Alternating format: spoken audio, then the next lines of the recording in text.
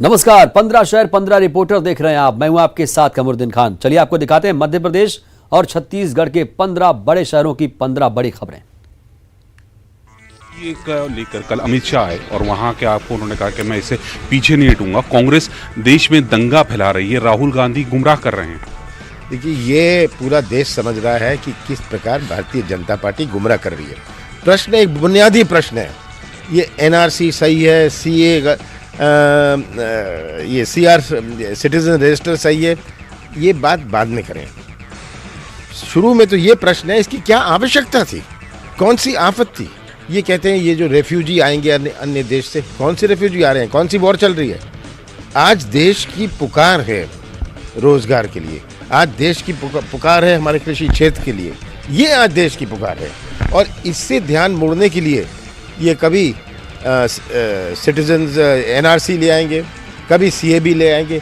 इसकी क्या आवश्यकता है, कौन सी आफत है। एक इसका जवाब दे दें मुझे कि क्या मजबूरी थी कि अभी ये करें।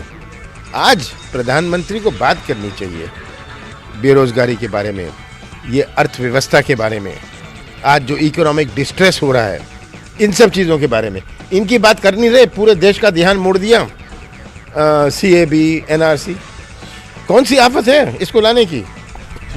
तो कमलनाथ साहब कह रहे हैं कि अमित शाह कुछ भी बोलने से पहले जानकारी ले लें, उसके बाद ही आरोप लगाएं। मंडला जिला कलेक्टर ने सीए और एनआरसी को लेकर एक विवादित पोस्ट किया है, जिसमें उन्होंने सीए और एनआरसी को सपोर्ट नहीं करने की बात कही है। ये उन्होंने पूरा पोस्ट फेसबुक के माध्यम से किया है। दरअसल कुछ दिनों पहले छपाक फिल्म के रिलीज होने से पहले उन्होंने फेसबुक के माध्यम से एक पोस्ट डाली थी, जिसमें उन्होंने लिखा था कि कितनी भी कर लो घृणा, मैं तो देखूंगा छपाक। इसके बाद फेसबुक पर जुड़े बहुत सारे फ्रेंडों ने उन पर एक से एक कमेंट किए। इसके बाद उन्होंने एक कमेंट्स का जवाब देते हुए उन्होंने लिखा कि मैं सीए और एनआरसी को सपोर्ट नहीं करता हूं। फिर क्या था, मामले ने तूल पकड़ लिया, जिसके बाद जिला कलेक्टर ने इसको कुछ ही देर बाद इन पोस्टों को डिलीट कर दिया। इसके बाद उन्होंने 1 घंटे के अंदर अपने फेसबुक अकाउंट को भी बंद कर दिया। जब हमने इस मामले में जिला कलेक्टर से बात की तो उन्होंने कहा कि मैं सीए और एनआरसी को नहीं जानता, ये होता क्या है। वहीं एक दिवसीय दौरे पर खजुराहो सांसद बीडी शर्मा मंडला पहुंचे। उन्होंने सीएम कमलनाथ और जिला कलेक्टर पर निशाना साधते हुए कहा कि जिस प्रदेश का मुखिया सीएम कमलनाथ जैसा होगा, उनसे जिले के मुखिया से कैसी उम्मीद लगाई जा सकती है। हालांकि उन्होंने इस पूरे मामले पर लेकर जल्द ही आंदोलन की चेतावनी दी है। राजनेताओं के बाद अब जिला अधिकारी भी सीएए और एनआरसी के विरोध में खड़े होते हुए दिखाई देने लगे हैं। मंडला कलेक्टर जगदीश जाटिया के फेसबुक पोस्ट के बाद एक बार फिर ध्रुवीकरण की राजनीति की सियासत तेज होती दिखाई देने लगी है। मंडला कलेक्टर जगदीश जाटिया ने अपने सोशल मीडिया अकाउंट पर लिखा है कि मैं सीएए और एनआरसी का सपोर्ट नहीं करता, मैंने टीवी पर मारपीट देखी है। छपाक फिल्म को लेकर जाटिया ने पोस्ट किया है कि तुम चाहे कितनी भी घृणा करो, हम देखेंगे छपाक। जाटिया के इस पोस्ट से लोगों ने जाटिया का सोशल मीडिया पर जमकर विरोध किया है। मंडला कलेक्टर जगदीश जाटिया के सोशल मीडिया पर सीएए और एनआरसी के विरोध को लेकर सियासत भी गर्म हो गई है। बीजेपी ने इस मामले पर मंडला कलेक्टर पर कार्रवाई करने की मांग की है। बीजेपी के प्रदेश अध्यक्ष राकेश सिंह ने कहा है कि कलेक्टर का सोशल मीडिया पर इस तरह का पोस्ट करना सिविल आचार संहिता का उल्लंघन है। इस मामले पर तत्काल कार्रवाई करनी चाहिए। राकेश सिंह ने कहा है कि बीजेपी इस मामले में केंद्र को शिकायत करेगी। वहीं प्रदेश के मंत्री सुखदेव पांसे ने मामले पर कहा है कि पूरा मामला सरकार के संज्ञान में आ चुका है और सरकार इसकी जांच जरूर कराएगी। लेकिन जाटिया की माने तो उनका इस पोस्ट को लिखने का कोई और मकसद नहीं था। उन्होंने खुले विचार के तहत अपनी विचारधारा इस पोस्ट के जरिए दर्शाई है। जगदीश जाटिया की माने तो उन्होंने ये पोस्ट खुले विचारों के तहत लिखा हुआ है। उनका मकसद ध्रुवीकरण की राजनीति को बढ़ावा देना नहीं, बल्कि ये जानना है कि फिल्म में पीड़ित पक्ष को किस तरह दिखाया गया है। चाचौड़ा विधायक लक्ष्मण सिंह द्वारा मध्य प्रदेश की कमलनाथ सरकार के खिलाफ में लगातार बयानबाजी की जा रही है। बयानबाजी के साथ साथ विधायक द्वारा लगातार ट्वीट भी किए जा रहे हैं। एक ट्वीट के दौरान विधायक ने पीएससी परीक्षा में पूछे गए प्रश्न को लेकर मुख्यमंत्री कमलनाथ से खेद प्रकट करने की बात कही है। वहीं कुंभराज में एक कार्यक्रम के दौरान भी मंच से विधायक ने दिल्ली की केजरीवाल सरकार की तुलना मध्य प्रदेश की कमलनाथ सरकार से की है। दिल्ली की केजरीवाल सरकार को फिजूल खर्ची में विश्वास न रखने वाली सरकार बताया है। वहीं कमलनाथ सरकार को हेलीकॉप्टर जैसी महंगी खरीदी को लेकर निशाने पर लिया है। विधायक द्वारा इस बयानबाजी के बाद में अब कहीं न कहीं राजनीति गर्मा गई है। एमपी पीएससी में भील समाज को लेकर पूछे गए सवाल को लेकर बवाल मच गया है, जहां एमपी पीएससी ने पेपर सेटर और मॉडरेटर को नोटिस जारी कर 7 दिन में जवाब मांगा है, तो वहीं जय आदिवासी युवा संगठन ने पीएससी ऑफिस के सामने प्रदर्शन किया है। बड़ी संख्या में पहुंचे ये जयस के लोग हैं जो यहाँ पहुंचे हुए हैं और इसका विरोध कर रहे हैं। इससे पहले ही पीएससी के जो अध्यक्ष हैं भास्कर चौबे ने प्रेस कॉन्फ्रेंस ली और अपनी सफाई दी, लेकिन ये जो जयस के युवा संगठन के लोग हैं ये यहाँ पर नारेबाजी कर रहे हैं और प्रदर्शन कर रहे हैं। इन्होंने नोटिस जो दिया है उससे ये लोग संतुष्ट नहीं है। उन्होंने राज्यपाल से जो पीएससी के अध्यक्ष और सचिव हैं उनको बर्खास्त करने की मांग की है और उन्होंने चरणबद्ध आंदोलन करने की भी यहाँ पर चेतावनी दी है। राजधानी में बीते 35 दिनों से आंदोलन पर डटे अतिथि विद्वानों का पंडाल जलाना क्या किसी साजिश का हिस्सा था? बीजेपी इस पर सवाल खड़े कर रही है। बीजेपी का आरोप है कि अतिथि विद्वानों का आंदोलन खत्म करने के लिए रची गई साजिश का ये हिस्सा था। दरअसल पूरा मामला अतिथि विद्वानों के पंडाल को जलाने से जुड़ा हुआ है। बीती रात किसी व्यक्ति के द्वारा पंडाल पर केरोसिन छिड़ककर उसको जलाने की कोशिश की गई। उस समय पंडाल के अंदर करीब 100 अतिथि विद्वान मौजूद थे। यदि ये बड़ा हादसा होता तो इसके शिकार कई अतिथि विद्वान हो जाते। बीजेपी का आरोप है कि ये साजिश के तहत अतिथि विद्वानों का आंदोलन खत्म करने की कोशिश है। वहीं कांग्रेस ने भी इस पर पलटवार बोला है। प्रदेश के मंत्री आरिफ अकील के मुताबिक यदि बीजेपी के पास इसके प्रमाण है तो वो सरकार को दे, इस पर सरकार एक्शन लेगी। दरअसल पूरे मामले को लेकर पुलिस ने अब प्रकरण दर्ज कर लिया है और कार्रवाई की जा रही है। रतलाम के जिला अस्पताल के आईसीयू में एक बार फिर से मरीज के परिजन के पैर को चूहे ने कुतरा है। यहाँ पर आईसीयू के अंदर चूहों का आतंक खत्म होने का नाम ही नहीं ले रहा है। रतलाम का ये वही आईसीयू वार्ड है जहाँ पर ये मरीज एडमिट थे। उनके परिजन यहाँ पे आए हुए थे अपने इलाज करवाने के लिए। उनके पैर को जो है चूहे ने बुरी तरह से डैमेज किया है। वो परिजन खुद हमारे साथ है। दादा, क्या नाम है आपका, कहाँ से आप आए हैं और आपके कौन एडमिट है यहाँ पर? हमारे पापा है। क्या हुआ? उनके पथरी में पानी भरा गया। अच्छा, आपको कब चूहे ने कुतरा, यहाँ पे क्या हुआ था? कल रात को कुतरा। तो ये वो तमाम दावों की पोल खोल रही हैं। ये बात इन्होंने बताई है हमें कि जिला अस्पताल के प्रबंधक हमेशा कहते हैं कि पेस्ट कंट्रोल किया जा रहा है, पेस्ट कंट्रोल कर रहे हैं यहाँ पे, लेकिन ये सच्चाई है रतलाम के जिला अस्पताल के आईसीयू की। तो आप समझ सकते हैं कि दूसरे वार्डों के हालात किस तरह के होंगे। परीक्षा से पहले छात्र छात्राओं के तनाव को दूर करने के लिए स्कूल शिक्षा विभाग ने उमंग किशोर हेल्पलाइन का आज लॉन्चिंग की है, जिसमें बच्चों को वो टिप्स दिए जाएंगे जिसमें वो अपने तनाव को कम करने के लिए हेल्पलाइन पर कॉल कर सकते हैं। अब तक माध्यमिक शिक्षा मंडल की तरफ से एक हेल्पलाइन चलाई जाती थी जो कि परीक्षा से पहले यानी बोर्ड एग्जाम से पहले वो हेल्पलाइन काम किया करती थी, लेकिन अब स्कूल शिक्षा विभाग की तरफ से किशोर हेल्पलाइन शुरुआत की गई है। 14425 ये नंबर है जिस पर बच्चे कॉल कर सकते हैं और अपनी जो भी परेशानियां हैं उनका समाधान वहां पर मिल सकता है। सुबह से लेकर शाम तक 8-8 घंटे की 2 पालियों में ये हेल्पलाइन में जो काउंसलर्स हैं वो तैनात रहेंगे जो कि बच्चों की सारी समस्याओं का समाधान करेंगे। ना सिर्फ एग्जाम के समय बल्कि पूरे साल भर ये जो हेल्पलाइन है बच्चों के लिए उपलब्ध रहेंगी, जहां पर बच्चे अपनी सारी समस्याओं का समाधान कर सकते हैं। ऐसे में उमंग किशोर हेल्पलाइन जो कि स्कूल शिक्षा विभाग ने लॉन्चिंग की है बाकी बच्चों के लिए बहुत ही सराहनीय कदम कहा जा सकता है, क्योंकि बच्चे जब तनाव में होते हैं, परीक्षा में कम नंबर आते हैं या फिर बहुत बेहतर प्रदर्शन नहीं कर पाते हैं तो खुदकुशी जैसा कदम उठा लेते हैं। ऐसे में अगर ये हेल्पलाइन बच्चों के तनाव को कम करने की दिशा में कारगर साबित होती है तो वाकई बहुत बेहतर कदम साबित होगा। भोपाल में पान खाकर सार्वजनिक स्थानों पर थूकना महंगा पड़ सकता है। भोपाल मेयर और कमिश्नर सड़कों पर निकल चुके हैं और लोगों को अवेयर भी कर रहे हैं, स्पॉट फाइन भी लगा रहे हैं। सर, क्या कर रही है? बिल्कुल, जैसा अभी आपने देखा है, आज हमारा सफाई के अभियान में हम लोगों ने बोट सेतु ब्रिज साफ किया। हमारे सारे अधिकारी कर्मचारी और मेयर साहब इसको लीड कर रहे थे। साथ में जो पान की पीक जो एक मेजर प्रॉब्लम है भोपाल में, जैसा आपने देखा कि हमारे सोलर पैनल्स जो लगे हैं उनके ऊपर भी पान की जो पिचकारी कहते हैं लोग उससे उसको गंदा करते हैं। तो मेयर साहब की MIC ने यह तय किया कि अब वो काफ़ी महंगा पड़ेगा लोगों को। पेनल्टीज़ हम हर चीज़ में फ़ाइन इंक्रीज़ कर रहे हैं एंड इसमें भी लगभग 2000 रुपये का जुर्माना इस पर रहेगा। और इसमें जो लोगों को भी हम प्रेरित करते हैं कि आप अपने लेवल से लोगों को अवेयरनेस बढ़ाएं, लोगों को बताएं कि पान खाना अच्छा है, आपके पसंद के हिसाब से आप करते हैं, लेकिन शहर को गंदा बिल्कुल। जी बिल्कुल, सभी पान वालों के और जो छोटे दुकान हैं उन सभी की एक बार मीटिंग ली गई थी, ओरिएंटेशन करवाया है। उसी तरह से आने वाले दिनों में सभी के साथ फिर से एक संवाद कार्यक्रम हम करते हैं। लगभग हर दिन हम एक स्वच्छता संवाद कार्यक्रम भोपाल शहर में करते हैं। उसी में ये भी बताया जाएगा और उनके दुकानों में एक अवेयरनेस का स्टिकर भी लगाया जाएगा कि पान की पीक से शहर को गंदा ना करें।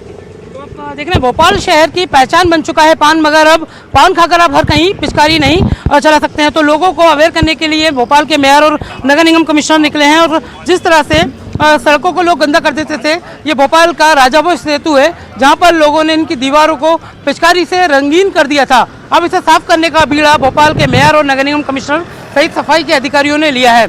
तो देख सकते हैं कि भोपाल वासियों पर इस सफाई का क्या असर पड़ता है, मगर उन्हें अब आगे से पान खाने के बाद इधर उधर थूकने के लिए जगह तलाशना होगी। 15 शहर 15 रिपोर्टर में वक्त एक छोटे से ब्रेक का।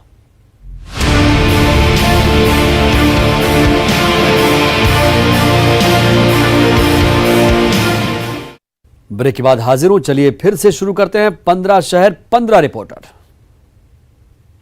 बीते 2-3 सालों से बस्तर जापानी बुखार की चपेट में है। पड़ोसी प्रांत में कहर मचा चुका जापानी बुखार अब बस्तर में भी कहर मचा रहा है।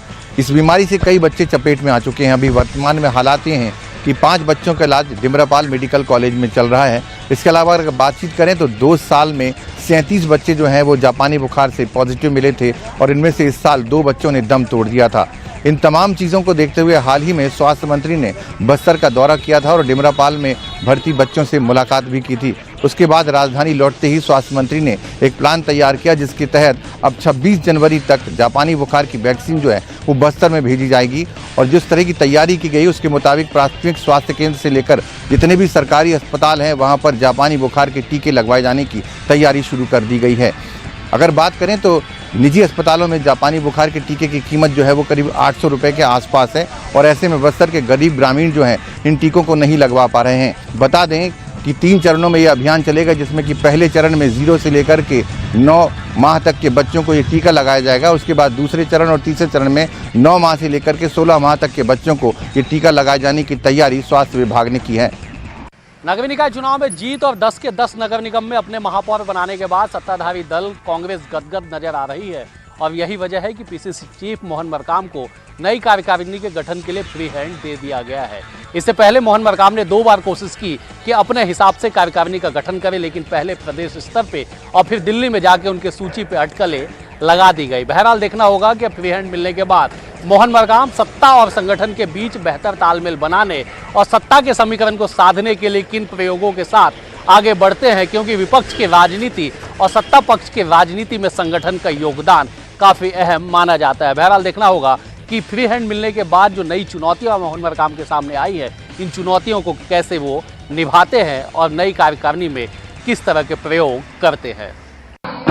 छत्तीसगढ़ राज्य युवा महोत्सव का दूसरा दिन जहां छत्तीसगढ़ की संस्कृति एक जगह पर देखने को मिल रही है। युवा महाकुंभ यहाँ पर सजा हुआ है और आप देख सकते हैं कि किस तरह से ओपन मंच पर जो कलाकार हैं वो अपनी प्रस्तुति दे रहे हैं। बस्तरिया लोक नृत्य की यहाँ पर प्रस्तुति हो रही है और जिस तरह से ये कलाकार आप देख रहे हैं, ये तमाम युवा कलाकार जो है वो बीजापुर बस्तर जैसे इलाकों से आए हुए हैं और जिस तरह से ये इनकी वेशभूषा है ये आदिवासी संस्कृति को बताती है कि वाकई छत्तीसगढ़ की संस्कृति कितनी समृद्ध है। इन्हें एक मंच की जरूरत होती है और ये मंच जो है इन कलाकारों के लिए बनाया गया है, इनके हुनर का प्रदर्शन के लिए बनाया गया है। तकरीबन 7,000 से भी ज्यादा कलाकार यहाँ पर पहुंचे हैं जो अपनी कला का प्रदर्शन कर रहे हैं, अपने हुनर का प्रदर्शन कर रहे हैं और तकरीबन 37 विधाएं हैं जिनमें अलग अलग विधाओं में कलाकार अपनी विधा का प्रदर्शन कर रहे हैं, अपने हुनर का प्रदर्शन कर रहे हैं। और जिस तरह का ये यहाँ का माहौल है तो कुल मिलाकर के एक युवाओं का समागम देखने को मिल रहा है, युवा महाकुंभ यहाँ पर देखने को मिल रहा है और एक साथ कदम ताल करते ये कलाकार देखने को मिल रहे हैं जो कि इस युवा महोत्सव को और ज्यादा खास बना रहे हैं। आज इस युवा महोत्सव का दूसरा दिन है और तीसरे दिन जो है इसका समापन होगा और पता चलेगा कि आखिर राज्य भर से आए उन युवाओं में कौन विजेता होता है।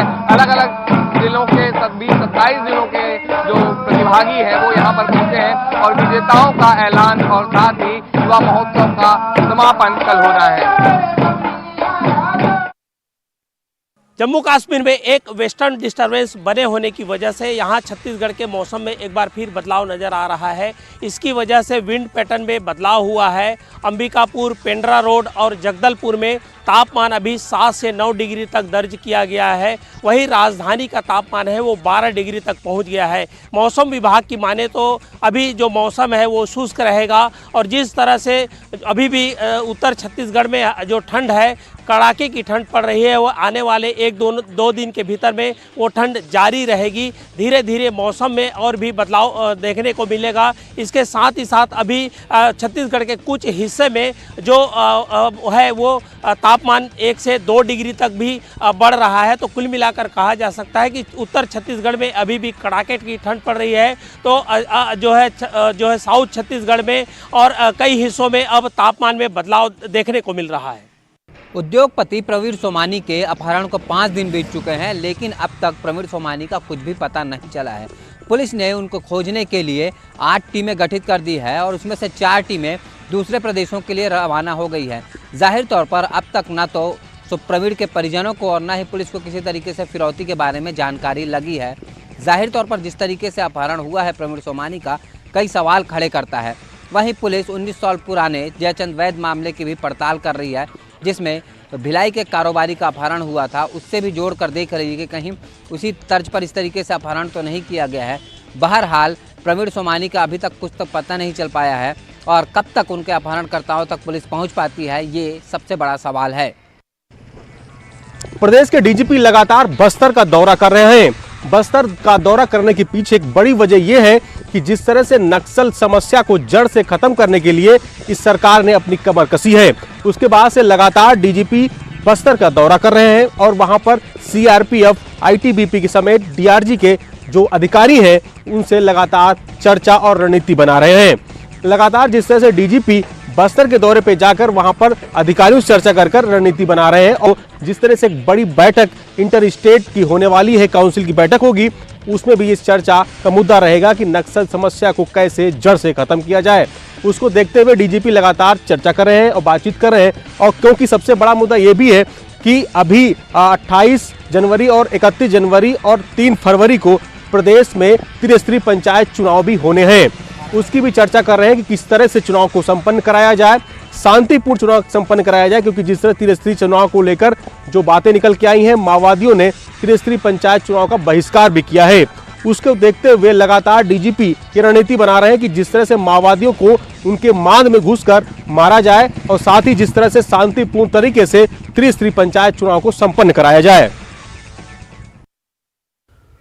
कांकेर से इस वक्त की बड़ी खबर, बड़ी नक्सली साजिश को नाकाम कर दिया गया। 3 किलो का 2 प्रेशर कुकर बम बरामद किया गया। बीएसएफ की बटालियन ने इस बम को डिफ्यूज किया है। नक्सलियों ने प्रेशर बम लगाया था। बेटियां थाने के आकमेटा नाले के पास ये बम मिला, उसके बाद जवानों ने इसे डिफ्यूज कर दिया। तस्वीर न्यूज़ 18 पर एक्सक्लूसिव तस्वीरें आप देख रहे हैं किस प्रेशर बम यहां पर किया गया। हालांकि वक्त रहते जवानों ने आते हुए इसको डिफ्यूज कर दिया, नहीं तो अनहोनी वारदात हो सकती थी।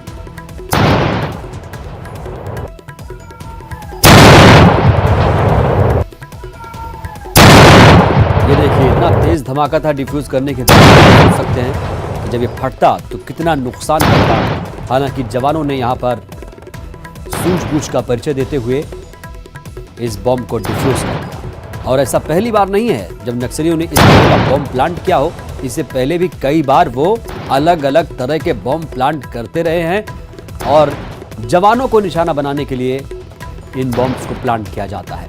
लेकिन जवान हर बार नक्सलियों को मुंह तोड़ जवाब देते हैं, हर बार उनकी नापाक साजिश को नाकाम कर देते हैं।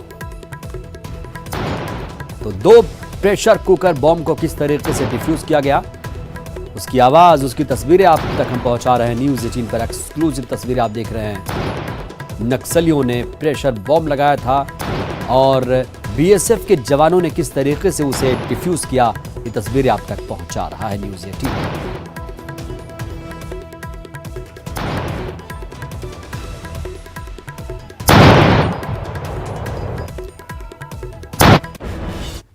तो 15 शहर 15 रिपोर्टर में इतना ही। आगे भी खबरों का सिलसिला लगातार जारी रहेगा।